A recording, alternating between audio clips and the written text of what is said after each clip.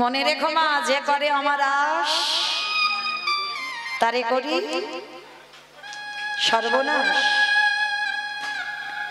সর্বনাশ কিন্তু নয়, আমরা বলি ভুল, শুনিও ভুল। ভগবান কোনদিন বাবা ভক্তের সর্বনাশ করে? এই বানানটা দেখতে হবে, সর্বনাশ, সর্বনাশ নয়। ভগবান জীবনে ভক্তের সর্বনাশ করে না। যে করে আমার আশ তারে করি সর্বনাশ। সর্বনাশ মানে ক্ষতি নয়। তোমার আত্মীয় পরিজন, বন্ধু বান্ধব, যাকে তুমি বেশি ভালোবাসো, সবার আগে ভগবান তাকে চিরজনমের মতো কেড়ে নেবে। কেড়ে নেবার পরেও, সব নাশ করে দেবার পরেও যদি তার চরণ না ছাড়ো, তারপরেই ভগবান তোমাকে চরণে ঠাই দেবে। মনে রেখো মা, এরা দুর্বল হয়ে পড়ো না। যার সংসারে যত বেশি দুঃখ, বেশি কষ্ট, বেশি ব্যথা বেদনা, মনে রেখো ভগবান আছে বলে তোমার জীবনে এত কষ্ট। ভগবান যদি না থাকতো, তোমার জীবনে কোনো কষ্টই থাকতো না। আর যারা সুখের রাজত্বে বসে আছে, যাদের জীবনে কোনো কষ্ট থাকে না, দুঃখ থাকে না, তাদের কাছে ভগবান কোনোদিনই থাকে না। ভগবান তো এমনি বলছে আমি কাঙালের ঠাকুর। ভগবান চেষ্টা করে গো। কৃষ্ণ ভক্ত কোনোদিন পাথর সেটিং করা ঘরে থাকে না। তুমি যদি ভক্ত হয়েছ না, ভগবান চাইবে তোমার মাথার ছাদ আমি কবে কেড়ে নেব, তোমাকে পথের ভিখারি করে দেবে, তোমাকে কাঙাল করে দেবে। তারপরেও যদি তুমি তার চরণ আঁকড়ে বসে থাকো, তবেই জানবে তুমি চিরকালের জয়ী। তবেই ভগবান তোমাকে চরণে আশ্রয় দেবে। আজকে লীলায় দেখো, ছেলেটা কিছু জানলো না, ভগবান তো ওর রূপ ধরে গোটা গ্রাম ভিক্ষা করে নিয়ে চলে গেল। শুধু শুধু গোটা গ্রামের লোক তাকে মারলো, আর এমন মারলো ছেলেটার অঙ্গ দিয়ে রক্ত ঝরে ঝরে পড়ছে। কৃষ্ণ বুঝিনি ভাই, তোকে ভালোবাসলে এত কষ্ট পেতে হয়, তোকে ভালোবাসলে এত দুঃখ পেতে হয়। যদি জানতাম, আমি কোনোদিন তোকে ভালোবাসতাম না। যদি বুঝতে পারতাম তোকে ভালোবাসলে এত কষ্ট দিবি, আমি কোনোদিন ভালোবাসতাম। ছেলেটা মনে মনে করলো, এই জীবনে যদি আমি বৈষ্ণব সেবা দিতে না পারি, এই জীবনে রাখবো না, এই জীবনে যমুনার জলে ত্যাগ করবো। ঠিক মাইরা ছোট্ট ছেলের চৈতন্য দেখেন, বৈষ্ণব সেবা দেবো না তো জীবন রাখবো না। ভগবান তো ওদেরই বাড়িতে বসে বসে চিন্তা করলো, আহারে ছেলেটা যদি মরে যায়, আমাকে তো কেউ ভগবান বলবে না, যাই ছেলেটাকে বাঁচাতে হবে। কি করে বাঁচাবে?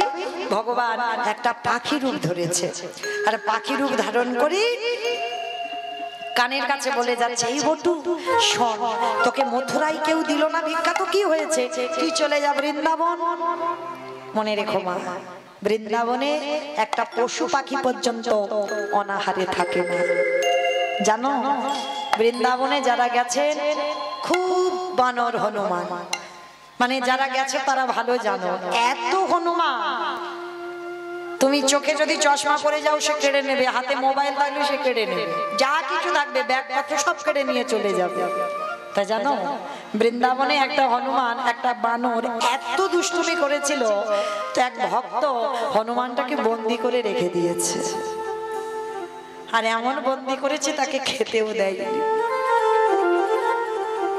তো এই বানরটা সারা রাত অনাহারে কেঁদেই যাচ্ছে, রাধে এবার যে বড় কষ্ট হচ্ছে, আমার কিছু সেবার ব্যবস্থা করে দাও। রাধারানী বর্ষানায় বসে বসে ভাবলো, কে ডাকছে? ললিতা। কি এমন করে আকুল প্রাণে আমায় ডাকি, একবার গিয়ে দেখ। কি আমায় রাধে রাধে বলে ডাকছে। ললিতা বলছে ঠিক আছে, তোকে অত ধৈর্য হারাতে হবে না, দেখছি কি হয়েছে। গিয়ে ললিতা সখী গিয়ে দেখলো একটা বানরকে এক ভক্ত বেঁধে রেখেছে। সকাল থেকে এত দুষ্টুমি করেছে, তার গাছের ফল কেড়ে নিয়েছে, সবকিছু তছনছ করে দিয়েছে, ওই বানরটাকে বেঁধে রেখে দিয়েছে। আর সেই সারা রাত না খেয়ে রাধে রাধে বলে কাঁদছে। ললিতা ফিরে গিয়ে বলছে রাধে, ওটা কোনো মানুষ টানুষ নয়, একটা বাঁদর এত দুষ্টুমি করেছে, তাকে বন্দি করে রেখেছে। ললিতা রে, ও বানরে জাতি হতে পারে, কিন্তু ও যে অনাহারি আমার নাম ধরে ডাকে, আর এই ব্রজের মাটিতে বসে যে একেবারে রাধে বলে কাঁদিতে পারে। আমার রাধা রানী বললেন সখী রে, মনে রেখো মা, কৃষ্ণ বলে যারা ভজন করো, ভগবান চিত্রগুপ্ত বিচিত্রগুপ্তকে বলবে খাতা খুলে দেখো তো ভক্ত কি কি জগতে করেছে।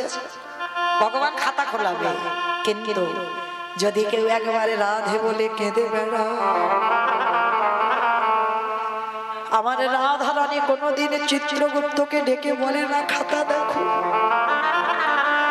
একবারে যদি আমার রাধা রানীর চরণে কেউ আশ্রয় করে, আমার রাধা রানী কোনো বিচার না করে তাকে চরণ তলে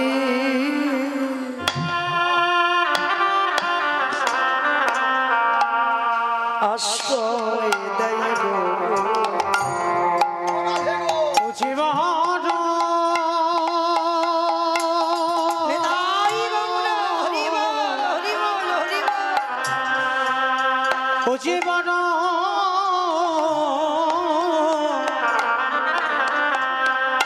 বড় কৃপা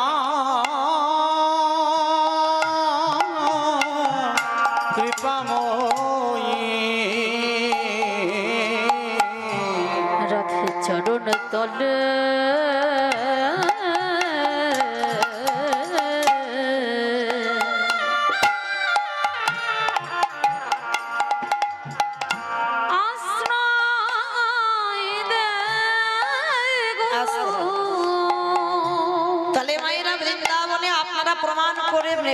প্রমাণও পেয়ে যাবেন, নিজেরা না খেয়ে চলে আসবে, দেখবেন বাবা আমাদের রাধা রানী মাঝে রাস্তায় গিয়ে ভক্তকে নিজের হাতে আমার রাধা রানী খাইয়ে দিয়ে আসে। আজকের এই রাধা রানীর এমনই একটা মহিমা আছে। তা আমার গোবিন্দের মনে পড়ে গেছে, তা একটা পাখি রূপ ধরেছে, আর পাখি রূপ ধরে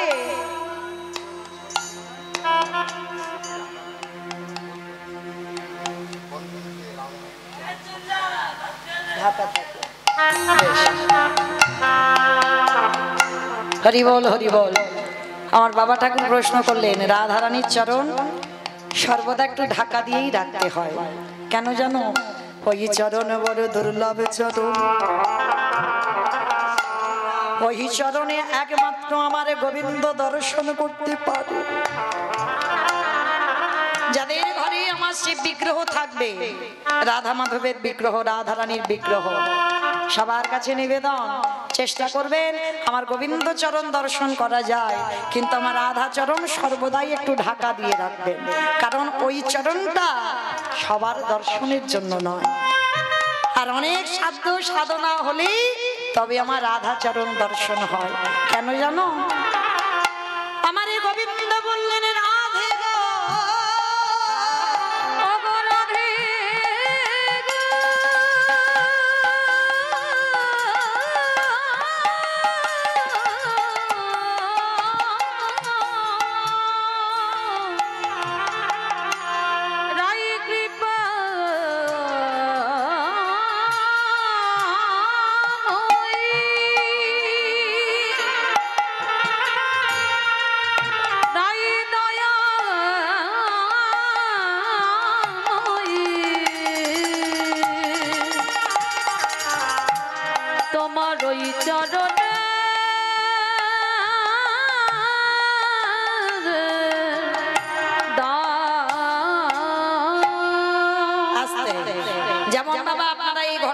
জানেন এই রাধা চরণ কেউ দর্শন করতে পারে না, যেমন সেই শ্যামানন্দ আপনারা জানেন না এই কাহিনীটা শ্যামানন্দ প্রভু ওই রাধারানী বৃন্দাবনে যখন নৃত্য করেছিল রাস নৃত্য, আর সেই নৃত্যতেই রাধারানীর চরণের নূপুর খুলে গেল। তাহলে বছর বছর রাস নৃত্য হচ্ছে, কোনোদিন রাধার চরণে নূপুর খোলে না, তাহলে আজকের খুললো কেন? কৃষ্ণ দাসে কে কৃপা করিবারে তরে, বলে তাই তো নূপুর ও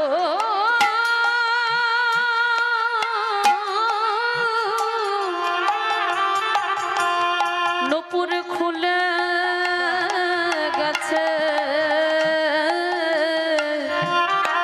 কৃষ্ণ দাসকে কৃপা করবে বলে। বছর বছর রাস নৃত্য হচ্ছে, কোনোদিন পায়ের নূপুর খোলে না, তাহলে সেদিন খুলেছিল কেন? না কৃষ্ণ দাসকে কৃপা করবে বলে। তার আজকে ললিতাকে যখন প্রশ্ন করলো আমার নূপুরটা নিয়ে আয়, কি বলেছিল কৃষ্ণ দাস? বলে নূপুর দেব, আগে যার পায়ের নূপুর আগে তাকে আসতে বল। ললিতা যখন গিয়ে বলেছিল রাধারানীকে, রাধারানী বলেছিল অসম্ভব, যে চরণ আমার গোবিন্দ ছাড়া কেউ দর্শন করে না, আমার চরণ যদি একেবারে কেউ দর্শন পেয়ে যায়, যদি সে কোটি কোটি জন্ম পাপ করে থাকে, সকল পাপ থেকে সে মুক্তি পেয়ে যায়, তাই আমি চরণ কাউকে দেখাবো না। ললিতা বলেছিল রাধে রে, তুই চরণ দেখাবি না? না, আমার কাছে তুই এইরকম করে কথা বলছিস কেন? কিন্তু ভেবে দেখেছিস যে নূপুর কোনোদিন খোলে না, তাহলে আজকের খুলেছে কেন? তাহলে তুই তো কৃষ্ণ দাসকে কৃপা করবি বলে খুলেছে। রাধারানী বলল ললিতা রে, তুই ঠিকই বুঝতে পেরেছিস আমার মনের কথা, যে এতদিনে ধরে ঝাড়ু সেবা দিয়েছি, কতদিন গুরু আশ্রমে থেকে মাথায় কলসিতে করে জল এনে ফুলের গাছে দিতে দিতে মাথায় পোকা হয়ে গেল। যার এত গুরু ভক্তি, যারা গুরু সেবা, তাকে কৃপা করব বলেই তোমার নূপুরটা খুলে এলাম। চল এবার তোর নূপুর নিয়ে আসবি। এইবারে রাধারানী গেছিল সেই কৃষ্ণ দাসের কাছে, আর যেই না প্রভু শ্যামানন্দ প্রভুর কাছে গেল, তখন রাধারানী বলছে দাও এবার আমার নূপুর। বলে দেব তো বটে, আগে দাও দাও চরণ, তুমি আমার হৃদয়ে দাও। আমি যে ওই চরণে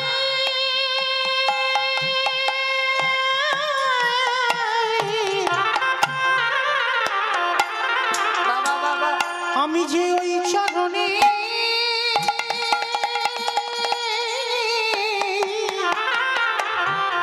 বড়ই অভিলাষী, বলে দাও দাও চরণ আমার হৃদয়ে দাও।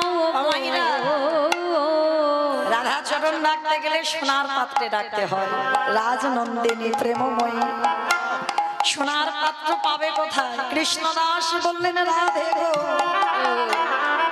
আমার কাছে তো সোনার পাত্র না, আমারে আছে এই হৃদয়ে পাত্র, তুমি তুলে দাও।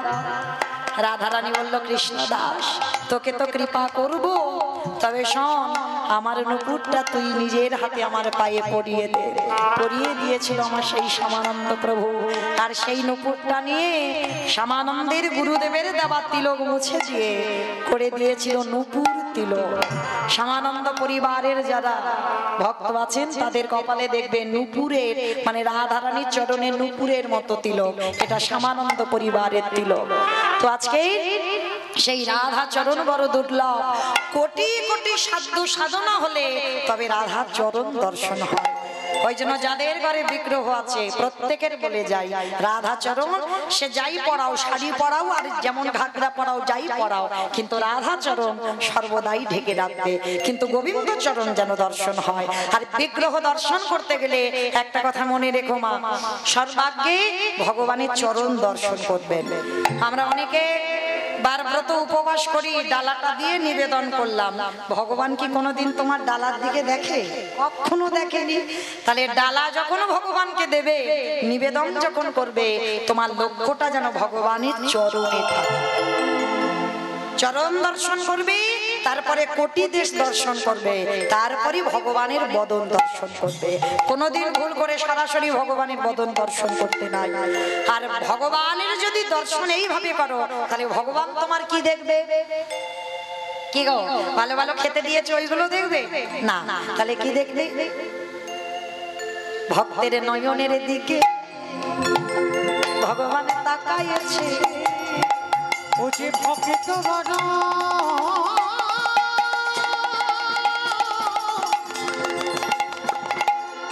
ও যে ভক্ত বড়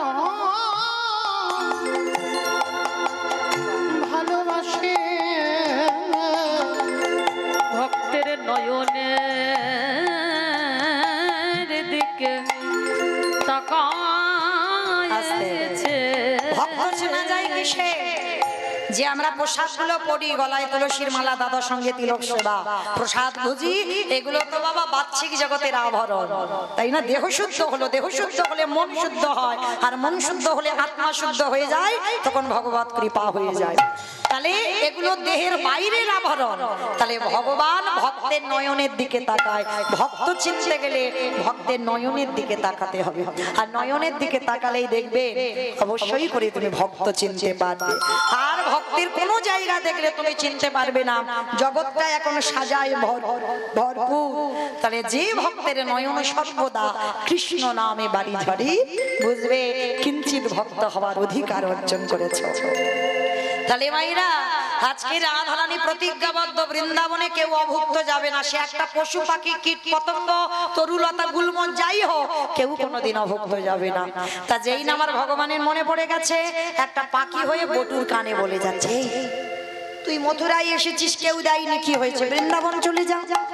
তা বটুর মনে আনন্দ, তাই তো আমি যে বৃন্দাবন যাব, এত বড় যমুনা পার হব কি করে? এত বড় যমুনা পার হবো কি করে? বলে নৌকা নাই, মাঝি নাই, আর সাঁতার জানে না। আচ্ছা মাইরা, এই জায়গাটা একটু লক্ষ্য করবেন। নৌকা নাই, মাঝি নাই, সাঁতার জানে না, তাহলে কি করে যমুনা পার হবে? পার হবে? পার হতে পারবে? পারবে না? পারবে। কিসে পারবে? বিশ্বাস। একটা জিনিসে পারবে, বিশ্বাস। সেটা আপনাদেরও নাই, আমারও নাই, আমার সম্প্রদায়ের নাই, যারা দাঁড়িয়ে ঘোরাঘুরি করছে কারণ নেই। এইটাকে ধরতে হবে, বিশ্বাস। ঠাকুর রাখলে তুই রাখ, মারলে তুই মার, মরতে তো একদিন হবে। তাহলে রাখলে তুই রাখবি, মারলে তুই মারবি। কিন্তু মায়েরা, আমাদের কারোর আছে ওই বিশ্বাস? ছেলে পুলের অসুখ বিসুখ হবে, প্রাথমিক ডাক্তার, সে যদি ভালো না করলো তো কলকাতা পিজি যাবে।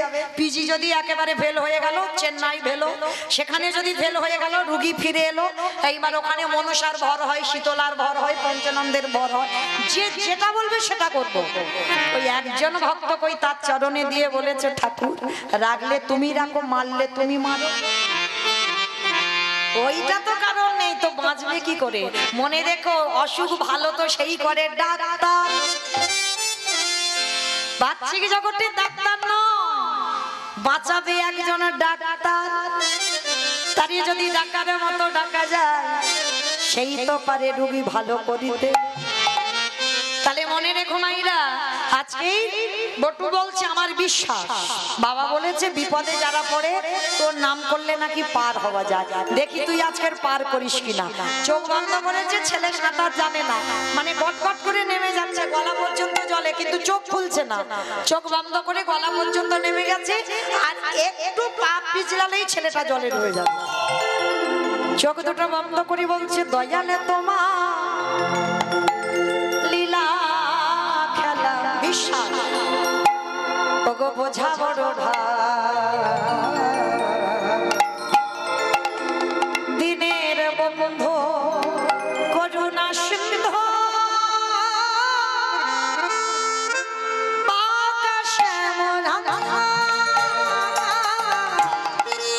দয়াল বন্ধু করুণা সিন্ধু,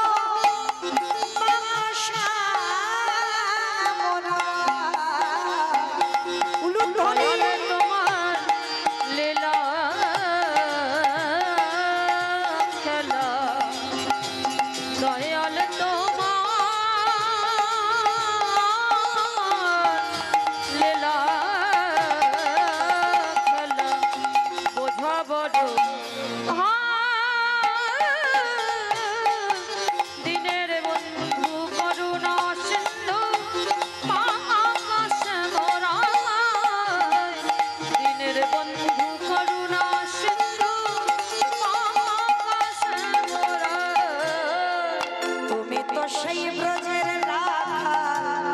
চোখ কিন্তু খোলেনি, সে চোখ দুটো বন্ধ করে যাচ্ছে এক পা দু পা করে। তুমি তো সেই ব্রজের রাধা, নদিয়ার নিমা, কৃষ্ণ প্রিয়ার বুকে যশোদার জীবন।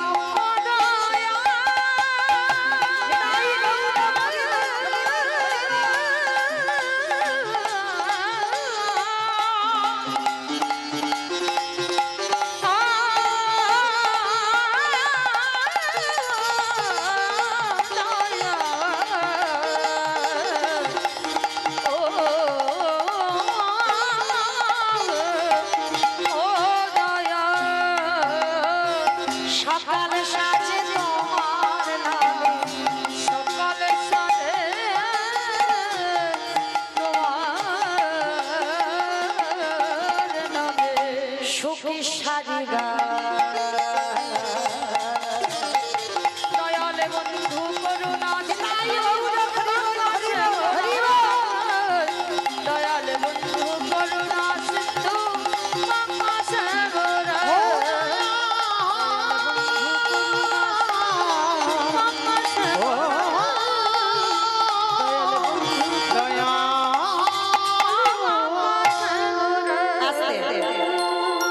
এইবার লক্ষ্য করে দেখেন মায়েরা কি মজার ব্যাপার, চোখটা ছেলেটা খুলেছে কখন যমুনার এ ঘাট থেকে ও ঘাটে চলে গেছে। মা, এত বড় যমুনা নদী পার হয়ে গেল, কৃষ্ণ তোর এত অহিতুকি কৃপা। মা পূর্ণমাসীর ঘরে চাল ডাল সবজি যা যা লাগে পুটলি ভর্তি করে ছেলেটার মাথা।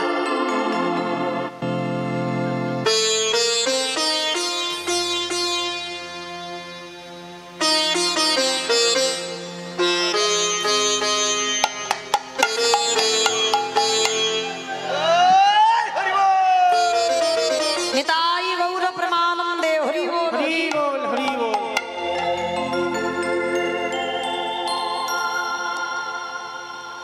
আজকে লক্ষ্য করে দেখেন ছেলেটাকে যেই না চাল ডাল দিয়েছে পুল্লিটা মাথায় করে নিয়েছে, আবার তো ফিরতে হবে মথুরা। ভগবান মনে মনে বলছে বেটা ঠিক তো জোগাড় করে ফেললো, এত তাড়াতাড়ি খাবো না, এখনো বাকি আছে, আর একটু ঘষে মেজে নিতে হবে। ভগবান কি করেছে জানো, ওদের বাড়ি বসে থাকতে থাকতে কুর্ম হয়ে জলের তলায় বসে আছে। আমাইরা কুর্ম মানে কি গো? কুমির, কচ্ছপ। বাহ, কুর্ম মানে কচ্ছপ। ভগবান একবার কচ্ছপ হয়েছিল জানো তো, ওই জন্য কচ্ছপ টচ্ছপ খেতে নেই। ভগবান একবার কচ্ছপ হয়েছিল, খাও না তো কেউ। ভগবান একবার মৎস্য হয়েছিল, ওই জন্য মাছও খেতে নেই, খাও না তো কেউ। খাও খাও, আমি বারণ করছি না, কিন্তু যেমন পিস পিস করে তেলে ভাজছো তোমারও পিস পিস করে তেলে ভাজা হবে।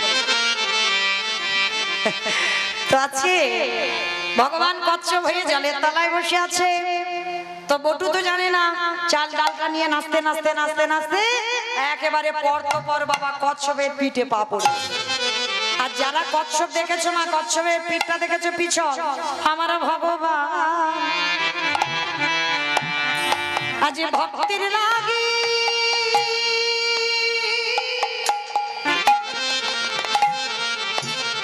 কেমন জলের তলায় বসে আছে। সে যে ভক্ত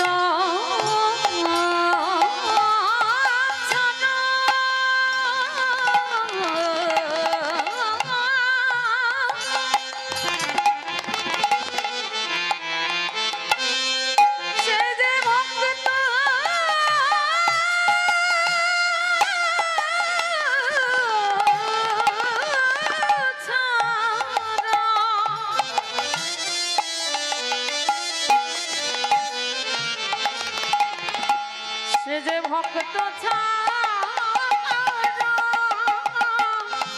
কিছু জানে না। এইবার ছোট্ট ছেলেটা কি করেছে বাবা, ওই যেই না কচ্ছপের পিঠে পাটা দিয়েছে, পা পিছলে ছেলেটা একেবারে যমুনারে জলে। যদি বা চাল ডাল পেল, পুটলিটা নিয়ে ছেলেটা জলে পড়ে গেছে। আর যেই পড়ে গেল, ভগবান তো ওদেরই বাড়িতে বৈষ্ণব সেজে আছে, সঙ্গে সঙ্গে চাল ডালের পুটলিটা খেয়ে ফেলে। এইবার দেখ কেমন লাগে, বড্ড আমার জন্য সেবা দিবি, সবকিছু খেয়ে ফেলেছে। এইবার ছোট্ট ছেলেটা কেঁদে উঠলো, মা তোর এত লোক, আমার বৈষ্ণব সেবার চাল ডাল তুই খেয়ে নিলি, ঠিক আছে এবার আমার জীবনটা তোর খেতে হবে, তৈরি হ। যেই না বাবা জীবনটা নেবে বলে আমার ছোট্ট বটু এক পা দুপা করে জলে নামছে, এক্ষুনি আমায় তোর জলে প্রাণ ত্যাগ করবো।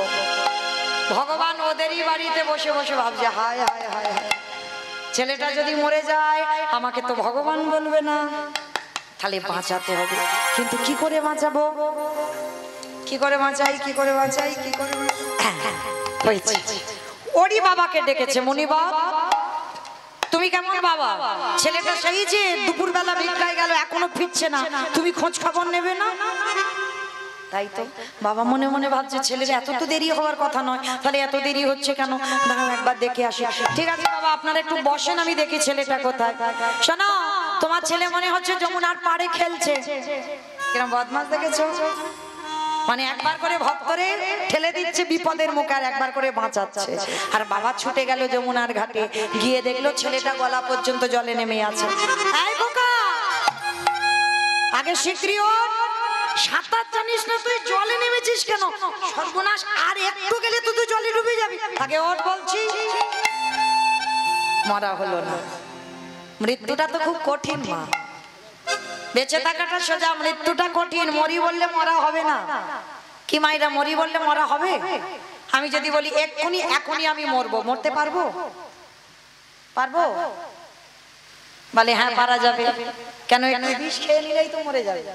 বলে না, খাও খাও, একটু আড়ালে গিয়ে খাও, আর কেউ যদি দেখে ফেলে, একবার যে খাবে দ্বিতীয়বারে আর খাবে না, মানে একবার হাসপাতাল থেকে ফিরে এলে আর খাবে না, তাই না?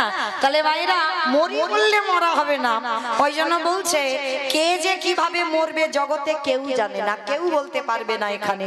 ওই জন্য শাস্ত্র বলছে কেউ খাইয়ে মরে, কেউ খাইয়ে মরে, কেউ নিয়ে মরে, কেউ দিয়ে মরে, কেউ শুনে মরে, কেউ দেখে মরে, কেউ বলে মরে, কেউ ভালোবেসে মরে।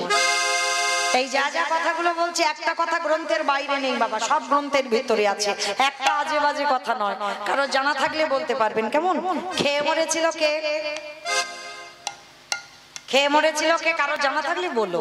বকাসুর, বকাসুর খেয়ে মরেনি, কৃষ্ণ গোষ্ঠে গেল, এমন করে গিলে খেলো একেবারে হরিবোল হয়ে গেল বকাসুর। আর পরেরটা সবাই পারবে, খাইয়ে মরেছিল কে, হ্যাঁ পুতনা। একটু ভাবতে হবে, শুধু যে আমার মুখের দিকে তাকিয়ে থাকলে হবে না, একটু শাস্ত্র চিন্তা করতে হবে। তাহলে পুতনা খাইয়ে মরেছিল, 6 দিনের ছেলে কৃষ্ণ স্তনে বিষ মাখালো, আর এমন করে টান দিল হয়ে গেল পুতনা, হরি বল। তাহলে খেয়ে মরলো বকাসুর, খাইয়ে মরলো পুতনা। নিয়ে মরেছিল কে, আমি অপশন দেব, আপনারা খুঁজে বের করবেন। রামায়ণ নিয়ে মরেছিল, ভাবো পেয়ে যাবে। রাবণ নিয়ে মরেছিল, রাবণ। সীতা নিল, 1 লক্ষ ছেলে, 1 লক্ষ নাতি, বংশে বাতি দেওয়ার মতো কেউ ছিল না, তাহলে নিয়ে মরলো না। আমি তো অপশন দিলাম রামায়ণ, তাই না? তাহলে খেয়ে মরলো, খাইয়ে মরলো, নিয়ে মরলো, দিয়ে মরেছিল কে, অপশন মহাভারত। দিয়ে মরেছিল কর্ণ, বন্ধ করো। দিয়ে মরেছিল কর্ণ, কবচ কুণ্ডল দিল বলেই তো কর্ণ বধ হলো, না হলে হতো না। তাহলে খেয়ে মরলো, খাইয়ে মরলো, নিয়ে মরলো, দিয়ে মরলো। শুনে মরেছিল কে, মহাভারত। না, শুনে মরেছিল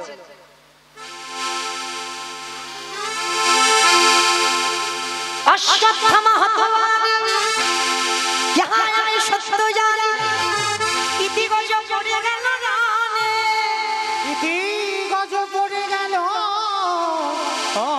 রণে। এই খবরটাকে শুনেছিল অস্ত্রগুরু দ্রোণাচার্য। আর দ্রোণাচার্য পুত্রের মৃত্যু সংবাদ শুনে হরিবোল হলো। তাহলে খেয়ে মরলো, খাইয়ে মরলো, নিয়ে মরলো, দিয়ে মরলো, শুনে মরলো।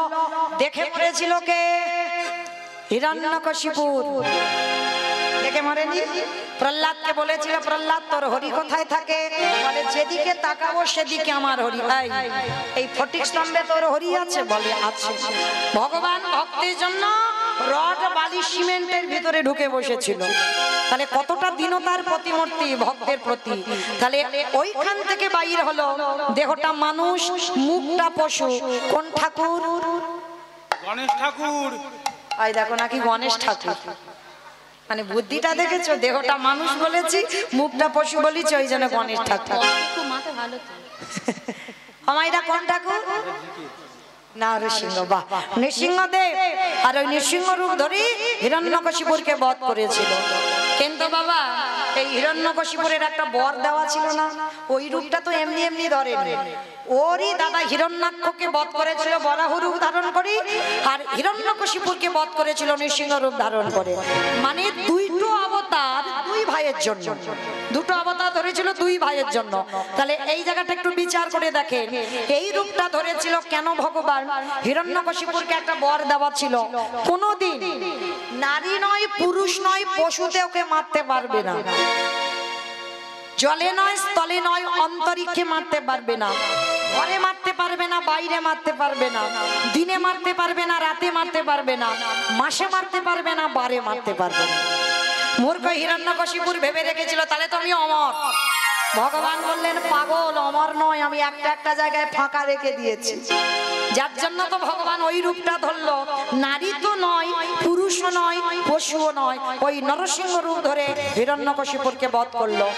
হিরণ্যকশিপুরকে যখনই বধ করবার জন্য এলো, হিরণ্যকশিপুর বলেছিল মূর্খ, তুমি আমায় মারতে পারবে না। বলে কেন? বলে নারী পুরুষ পশুতে মারবে না। বলে ওই জন্য তো আমি এই রূপটা তোর জন্য ধরেছি, শুধু তোকে মারবার জন্য। বলে তবুও মারতে পারবে না। বলে কেন? বলে আমি তো জলে নয়, স্থলে নয়, অন্তরিক্ষে মরবো না। বলে ওই জন্য তোকে মারবো আমার উরু দেশে। হিরণ্যকশিপুরকে মেরেছিল উরু দেশে, জলে নয়, স্থলে নয়, অন্তরিক্ষে নয়। বলছে হিরণ্যকশিপুর বলছে তবু মারতে পারবে না। বলে কেন? বলে শোনো, আমি ঘরে মরবো না, বাইরে মরবো না। হিরণ্যকশিপুর বলেছিল ঘরে মারবো না, বাইরে মারবো না, তোকে তোর ঘরের চৌকাটের উপরে দাঁড়িয়ে মারবো। ওইটা ফাঁকা রেখেছিল। আবার বলছে দিনে মারবো না, রাতে মারবো না। কখন মেরেছিল? গোধূলি বেলায়। যারা নৃসিংহ চতুর্দশী ব্রত পালন করি, পূজায় বসতে হয় গোধূলি বেলায়। এই ব্রতটা অবশ্যই পালন করবেন। প্রহ্লাদ 5 বছরে কৃপা করেছিল, অজান্তে এই নৃসিংহ চতুর্দশী ব্রত পালন করে। না হলে পেত না, অতটুকু বয়সে আমার শ্রীহরির কৃপা পেয়েছিল। ওই যে আগের জন্মে করেছিল বাবা অজান্তে নৃসিংহ চতুর্দশী ব্রত। পঞ্জিকাতে থাকবেন, দেখবেন বৈষ্ণব তালিকা যদি থাকে অবশ্যই পাবেন। এই ব্রতগুলো অবশ্যই পালন করবেন। তো আজকে লক্ষ্য করেন, মারল কখন? গোধূলি লগ্নে। হিরণ্যকশিপুর হেসে উঠল, এখনো তুমি মারতে পারবে না। কেন? কারণ আমি মাসে মরবো না, তো আর বারে মরবো না। মাসেও মরবো না, বারে মরবো না, তাহলে কি তুমি মারতে পারবে? বলে তোর জন্য আজকেই আমি একটা দিন সৃষ্টি করব, একটা মাস সৃষ্টি করব, যাকে মাস ধরবে না, যাকে বার ধরবে না। বলে তো কোন মাসকে মাস বলে না, কোন বারকে বার বলে না? বলো বলো। এই জন্য তো কীর্তন শুনতে বসতে হয়। মল মাস। বাহ, হরি বল। শুধু হিরণ্যকশিপুরকে মারবার জন্য একটা মাস সৃষ্টি করেছিল, যেটা হচ্ছে মল মাস। আর মল মাসটাকে মাস নয়, মল মাসটাকে বার নয়, মহাজনগতস্য পন্থা, এটা আমার কথা নয়। আর ওই মাসটা সৃষ্টি হয়েছিল শুধু হিরণ্যকশিপুরকে মারবার জন্য। তাহলে ওই রূপ দেখেই মরল। তাহলে খেয়ে মরল, খাইয়ে মরল, নিয়ে মরল, দিয়ে মরল, শুনে মরল, দেখে মরল।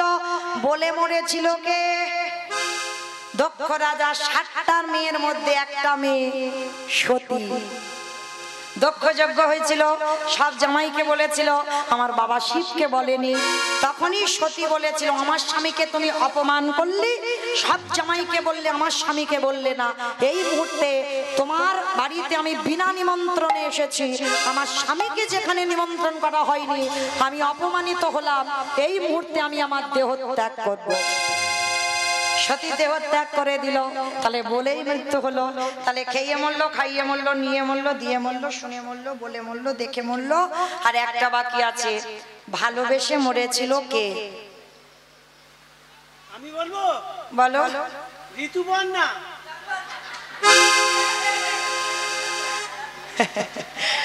আমি বলেছি গ্রন্থের বাইরে একটা কথা যেন না যায়, এ তো বাইরে চলে গেল। আর তাছাড়া ঋতুপর্ণ মরেইনি এখন, দেখেছো মরেছে, দেখেছো মানে সিনেমা দেখে দেখে মাথাটা গেল, মানে সারাদিন গাড়িতে সিনেমাই দেখতে ব্যস্ত। তো মাইরা এইখানে ভালোবেসে মরেছিল রাজা দশরথ। রামায়ণে রাজা দশরথ ভালোবেসে মরেনি। কাকে ভালোবেসেছিল? রামকে, কইকেয়ীকে। বেশ ভেবে উত্তর দিতে হবে। কইকেয়ীকে ভালোবেসেছিল। আর কইকেয়ীকে ভালোবাসতে গিয়ে এমন কায়দা করে দুটো বর চাইল। প্রথমবারে ভরত রাজা হবে, দ্বিতীয়বারে রাম যাবে 14 বছর বনে। আর যখন রাম বনবাসী হলো, দশরথ কেঁদে কেঁদে অন্ধ হয়ে বিছানা সজ্জা হলো। আর বিছানায় শয়ন করে দশরথ মরবার আগে একটা কথা বলে গেল, ওরে কলির জ্ঞানন্দ জীব, তোরা যেন আমার মতো কেউ বউকে ভালোবাসিস না। আমি মৌমিতা বলছি না, দশরথ মরার আগে বলে গেছে, আমার মতো যেন কেউ তোরা বউকে ভালোবাসিস না। তবে ভালোবাসবি, কিন্তু বউ যেন মাথায় চড়ে না বসে। আর যাদের যাদের বউ মাথায় চড়ে আছে তারা খেয়াল রেখো, ওগো তাদের দশা দশরথের মতো হবে।